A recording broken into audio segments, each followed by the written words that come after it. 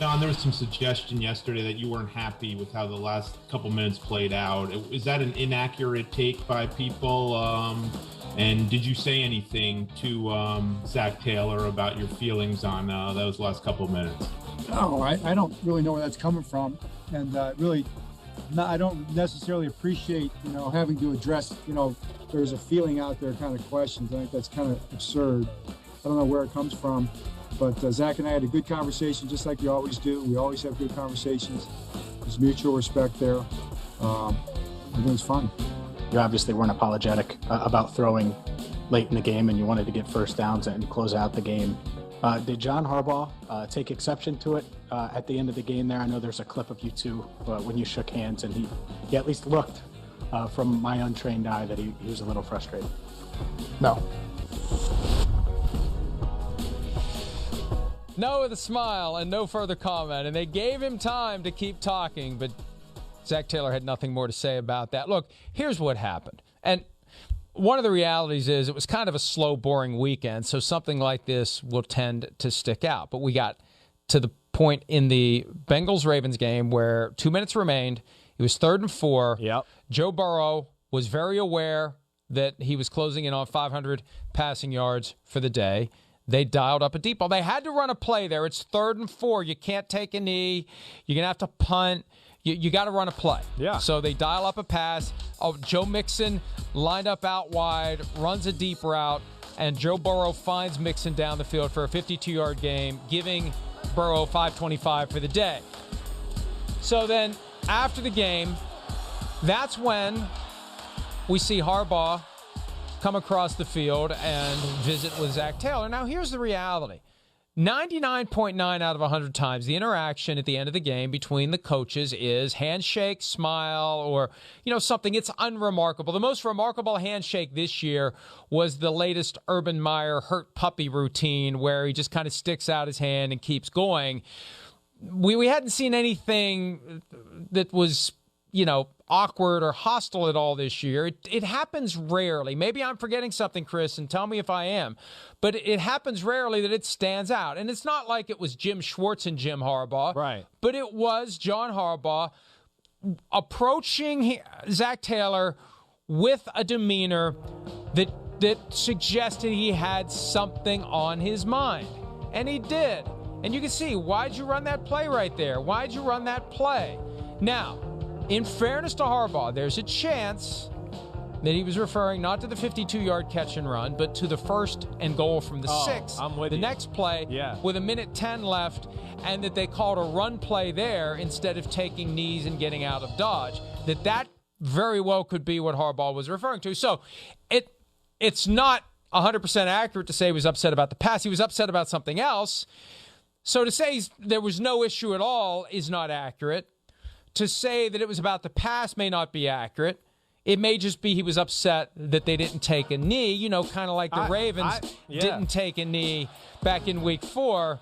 But this is the play that was unnecessary.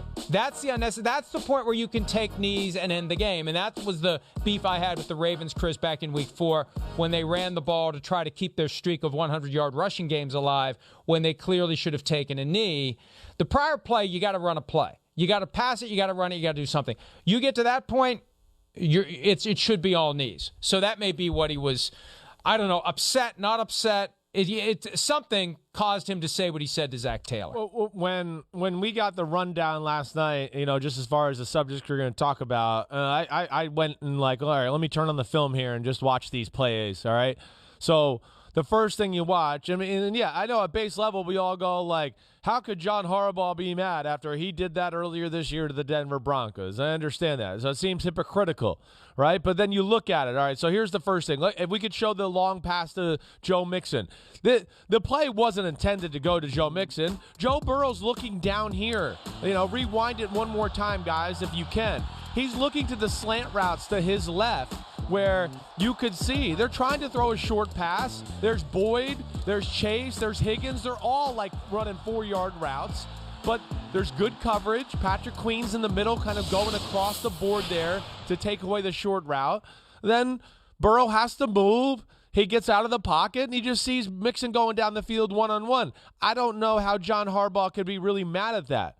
They weren't calling that play going, hey, let's call the 50-yard bomb and screw over the Ravens, right? And that's where I get to, I think, what you're kind of saying here, Mike. I don't think it has anything to do with that play. Absolutely nothing to do.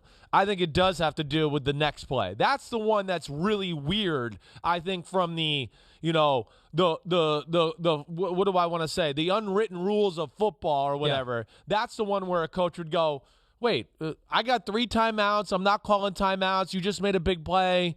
Why are you running the ball with Joe Mixon up the middle there? That's the one I think would piss John Harbaugh off. And I can understand him asking about that one. That's certainly, and, again, I don't know, but that's kind of the feel I got after kind of dissecting it myself. So I mean, the bottom line is this. Whichever play it was, he clearly wasn't happy. So let's not, folks, and, I don't know how he could be mad at the first one. I really don't. So right. I'm hoping he's rational enough that you're right. I hope you're right. But my point is, you got people out there saying, oh, he wasn't mad about anything. Well, he clearly was not thrilled about something. Right. I mean, we have eyes. Yes. And I know we live in post-truth America where what we actually see no longer matters. It's what we believe that supersedes any and all objective evidence. But he clearly wasn't happy. And so when he gets a little indignant about the idea, I don't know where this is coming from, and it's kind of absurd, but it came from you. John, it came from you. One of the great coaches in the NFL, bound for the Hall of Fame, done a phenomenal job this year under adverse circumstances, but don't wonder where this came from. It came from your demeanor. It came from the amateur efforts to read your lips. This was not the usual post-game meet and greet. That's right. He was not happy. And if you claim that he was happy there, you don't know John Harbaugh. That's right. I think you're right. I mean, you're right. It's not the normal circumstance. But also, hey, at a base level, I think we were all kind of looking for the interaction after the game because, as we're watching all those games at 1 o'clock, it was easy to go, oh, wait, they're just throwing the ball there to get the 500 yards and do all that. So that doesn't have the greatest optics in the world.